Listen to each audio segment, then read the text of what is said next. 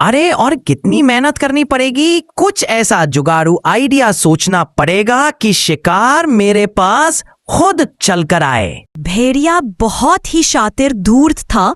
वह कोई ऐसा तरीका ढूंढ रहा था जिससे वह आसानी से शिकार ढूंढ सके। सुनो गधे भाई, क्या तुम इस लकड़ी के गट्ठे को उठा सकते हो?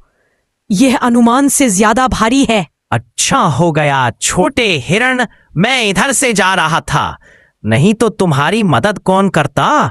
चलो कोई बात नहीं, यह लकड़ियों को मेरे पीठ के ऊपर डाल दो, मैं तुम्हें तुम्हारे घर तक छोड़ देता हूँ। गधा बहुत ही दयालु और समझदार था। वह हर किसी की मदद किया करता था। एक दिन भेड़िया बड़े ही आराम से बैठकर कुछ सोच रहा था। तभी एक हाथी उसके पास आया। अरे भेड़िए, इतनी टेंशन में क्यों बैठे हो? क्या साधु बाबा बनने की सोच रहे हो? यहाँ से चुपचाप पतली गली से निकल जा, मैं यहाँ पर कुछ गहरी बातों पर विचार कर रहा हूँ। मर फिर यही, मुझे क्या लेना देना, मैं तो चला अपने रास्ते। अरे इस हाथी ने तो मेरी पूरी प्रॉब्लम सॉल्व कर दी। अब मैं कल से इस जंगल में बाबा बन के आऊंगा। मैं अब शांति प्रिय भेड़िया बन चुका हूँ। इस संसार से मेरा मोह उठ गया है। पहले मैं नादान था, बेवजह यहाँ वहां घूमता रहता था और किसी भी जानवर की हत्या करके उसे खा जाता था। अब मुझे दिव्य ज्ञान मिल चुका है। जाओ जंगल में ऐलान कर दो, ज्ञान बाबा इस जंगल में अपना आशीर्वाद देने आए हैं। हिरण भेड़िए की बातों में फंस चुका था। वह सभी जानवरों तक यह बात फैला देता है कि भेड़िया अब ज्ञानी बाबा बन चुका है। हिरण की बात सुन के सभी भेड़िए के पास पहुंचे। और मैंने सुना है कि तुम बाबा बन गए हो। बाबा तो कभी शिकार नहीं करते, ऐसे में तुम क्या खाओगे? मैंने कब कहा कि मैं शिकार करूंगा बालक?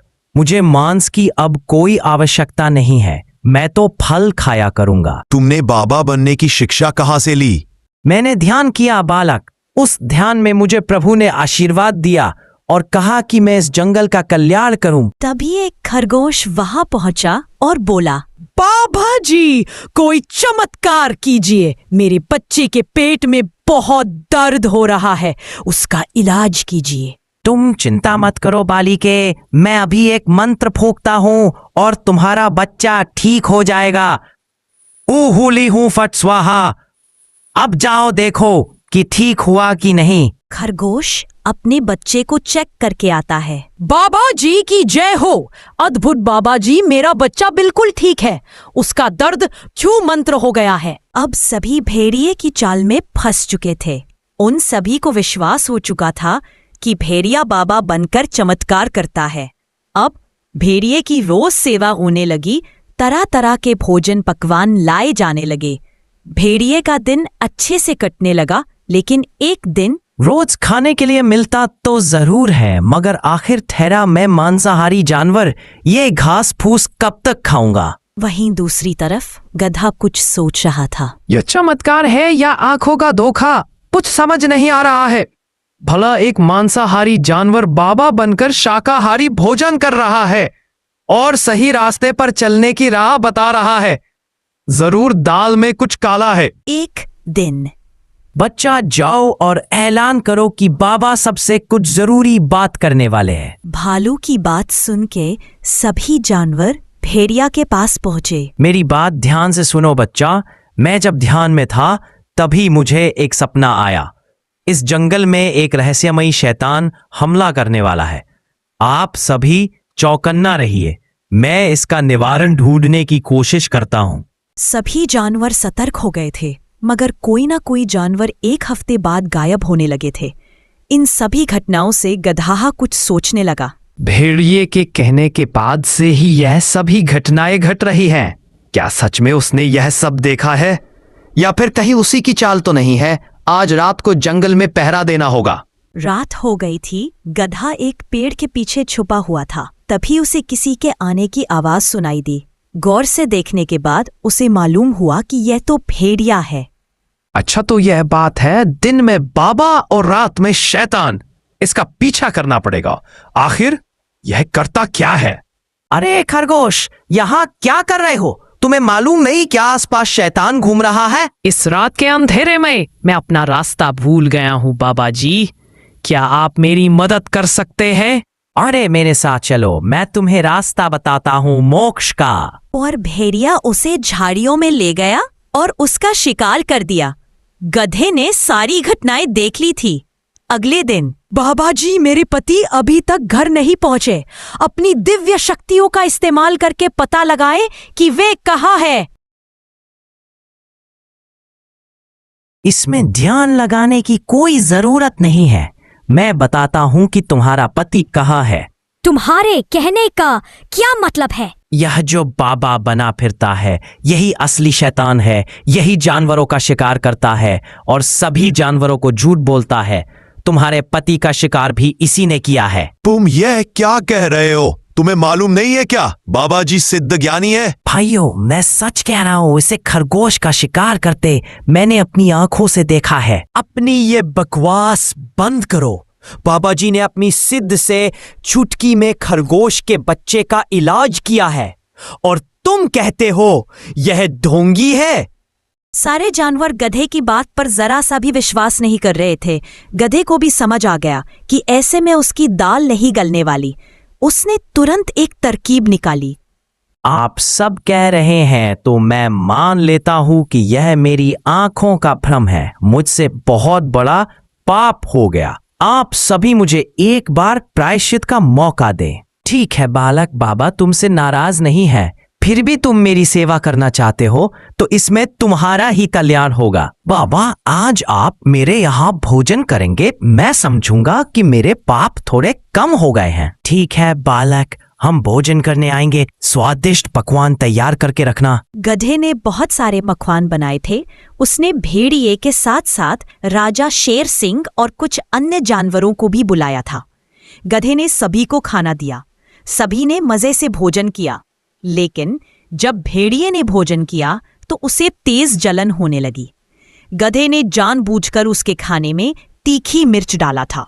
गुस्से में आग बबूला होकर भेड़िए ने कहा। उसका इतना ही कहना था कि सभी जानवरों ने भेड़िए की तरफ देखा। भेड़िए को एहसास हुआ कि उसने जल्दबाजी में कुछ गलत बोल दिया है। तभी उसने बात को काटते हुए कहा, अरे बालक गधे, तुमने मिर्च ज्यादा डाल दी है, थोड़ा ध्यान रखा करो। बाकी जानवर तो कुछ समझे नहीं, मगर शेर सिंह को भेड़िए के इस बर्ताव पर कुछ शक होने लगा। सभी ने खाना खाया और चले गए। सबके जाने के बाद गधे के पास शेर आया और उनके बीच कुछ बात हुई। अगले दिन, यह गधा अपने आप को बहुत होशियार समझता है। उसे मेरी किसी भी बात पर विश्वास नहीं होता। उसे रास्ते से हटाना ही होगा, वरना वो मेरा खेल बिगाड़ देगा। एक दिन भेड़िए ने गधे को हिरन से बात करते सुना। क्या हुआ हिरण, परेशान नजर आ रहे हो? मेरे इलाके की घास सूख चुकी है। मुझे नई चारे की आवश्यकता है। बस इतनी सी बात। पहाड़ी के दूसरी तरफ एक जगह है, वहां हरी हरी घास उगी है। वहां जाओ। ऐसे भी उधर कोई ज्यादा जाता भी नहीं है। तुम्हें कोई परेशान भी नहीं करेगा। भेड़िए के खुराफाती दिमाग में एक उपाय आया। अरे वाह! जब यह हिरन वहां पहुंचेगा, मैं पीछे से इतना जोरदार हमला करूंगा और इसे घायल करके भाग जाऊंगा। और जब यह यहां आकर अपना दुखड़ा रोएगा, तब मैं सारा इल्जाम इस गधे के ऊपर डाल दूंगा। बोलूंगा कि गधा ही असली शैतान है जो भेष बदलकर जंगल में रहता है। हिरण हरी हरी घास देखकर बहुत खुश हो रहा था। उसे मालूम नहीं था कि भेड़िए उसके ऊपर नजर टिकाए बैठा है। अरे वाह, गधे ने सही कहा था, यहाँ तो सच में नई नई घास है। हिरण घास खाने में मग्न हो गया। मौका पाकर भेड़िए ने हिरण पर हमला कर दिया, मगर भेड़िया कुछ और कर पाता उसके पहले शेर सिंह, गधा और कुछ जानवर वहां आ पहुंचे। रुक जा ढोंगी, तुम्हारा खेल खत्म हुआ। छोड़ दे उसे। महाराज, आप यहाँ कैसे? आप जो समझ रहे हैं वह सब गलत है। मैं तो बस हिरन की सुरक्षा के लिए यहाँ मौजूद हूँ। अच्छा, उसकी सुरक्षा के लिए या उसे अपना निवाला बनाने के लिए? अच्छा, तुम सबको मेरे खिलाफ भड़का रहे हो गधे, ताकि तुम मेरी जगह ले सको। अरे चुप हो जा ढोंगी, और कितने झूठ बोलेगा। मीठी मीठी बातें कर सभी जानवरों को भ्रम में रखा और सबका शिकार करता रहा और इल्जाम उस शैतान पर डालता रहा जो दिखाई भी नहीं देता। भेड़िया बुरी तरह घबरा गया था। उसकी पोल खुलते देखकर उसने गिड़गिड़ाते हुए कहा, महाराज मुझे माफ करें। तुम्हारी माफी नहीं, सजा होगी। वो तो अच्छा हुआ कि गधे ने खाने पर बुलाया और तीखी मिर्च तुम्हारे खाने में डालकर तुम्हारा मुंह खुलवाने की कोशिश की। उसी समय मुझे तुम पर शक हुआ और मैंने गधे और हिरन के साथ मिलकर यह योजना बनाई। सैनिकों, इस भेड़िए को काल कोठरी में डाल दो। रुकिए महाराज, मुझे एक बात जाननी है कि इसने खरगोश के बच्चे का इलाज बैठे बैठे कैसे किया? मैंने खरगोश के बच्चे को एक जड़ी बूटी खिलाई थी जिससे पेट में गैस बनती है और थोड़ी देर तक दर्द होता है, मगर बाद में दर्द अपने आप कम हो जाता है। खरगोश जब आई तब दर्द था और जब तक वह दोबारा चेक करने पहुंची तब तक दर्द कम हो चुका था। गधे की योजना से भेड़िए की सच्चाई सामने आ गई थी। सभी जानवरों ने गधे से माफी मांगी और कसम खाई कि बिना जांच पड़ताल करे कभी भी किसी की मीठी बातों में नहीं आएंगे।